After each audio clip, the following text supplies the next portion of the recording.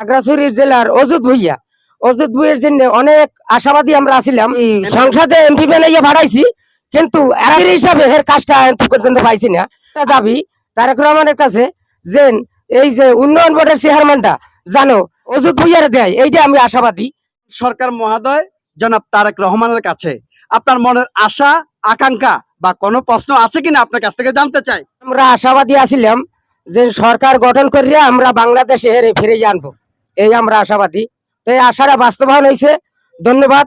এই খাগড়াছড়ি জেলার মানুষ সবই খুশি যে তারেক রহমান সরকার গঠন করছে, এই সরকার বইছে, এইটাই আমাকে আশাবাদী। আর আরেকটা উদ্দেশ্য হয়েছে যে এই খাগড়াছড়ি জেলার অজুত ভুইয়ের জন্য অনেক আশাবাদী আমরা আছিলাম। সংসদে এমপি বানাইয়া বাড়াইছি, কিন্তু আরেকটা আশাবাদী আরেকটা জিনিস পাই নাই, কিন্তু মন্ত্রী হিসাবে এর কাজটা এখন পর্যন্ত পাইছি না।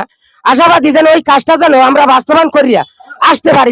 খাগড়াছড়ি জেলার জন্য অনেক অনুদান হের, গরিব দুঃখী ছোট বড় আশাবাদী এবং দোয়াও আছে।